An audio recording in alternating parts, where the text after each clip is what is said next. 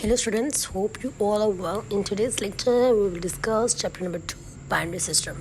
अब हमें सबसे पहले पता होना चाहिए कि नंबर सिस्टम क्या होता है ना। जैसे कंप्यूटर में जब हम कोई भी नंबर एंटर करते हैं डिजिट के फॉर्म में, न्यूमेरिक वैल्यूज़ के फॉर्म में, तो उन न्यूमेरिक वैल्यूज़ को किस तरह रिप्रेजेंट करते हैं? ऑब्वियसली डिजिट्स के फॉर्म में जो 0 से 9 तक होते हैं।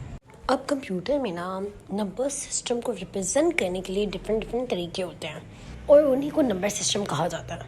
तो बेसिकली अगर नंबर सिस्टम की डेफिनेशन को डिस्क्राइब किया जाए तो वो क्या है कि हमारे कंप्यूटर में जो नंबर्स हैं, जो डिजिट्स हैं, उनको कैसे रिप्रेजेंट किया जाएगा, उसे नंबर सिस्टम कहा जाता है।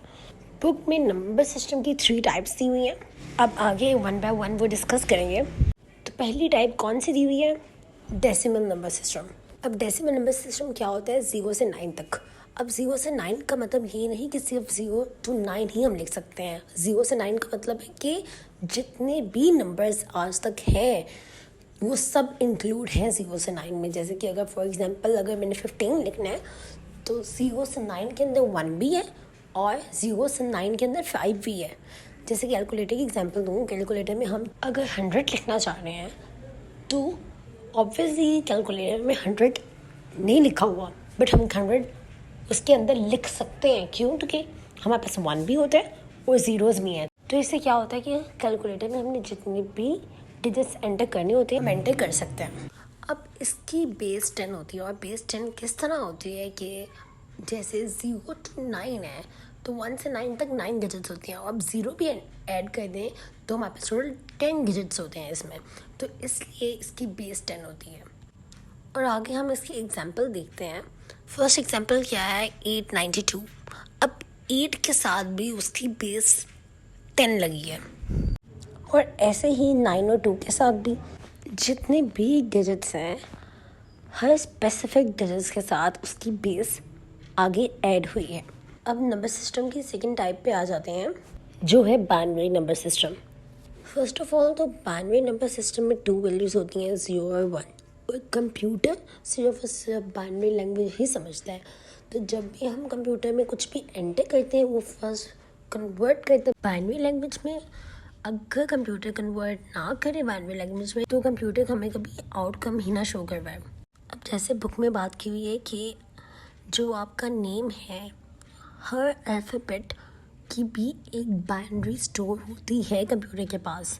जैसे कि फॉर एग्जांपल एक नेम है आमना, तो हर अल्फ़ाबेट का एक बाइनरी नंबर होता है। ई का भी बाइनरी नंबर अलग से होगा, एम का भी बाइनरी नंबर अलग से होगा, एन का भी बाइनरी नंबर अलग से होगा और ए का भी बाइनरी नंबर अलग से होगा।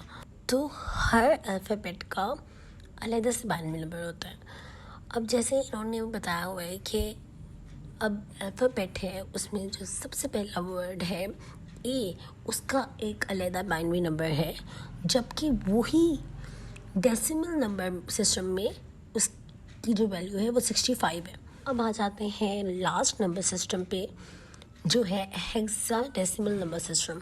अब हेक्सा नंबर सिस्टम में टोटल कितने नंबर्स होते हैं? टोटल 16 नंबर्स होते हैं जो कि ऐसे हैं 0 to 9 तक डेसिमल नंबर सिस्टम की तरह ही हैं।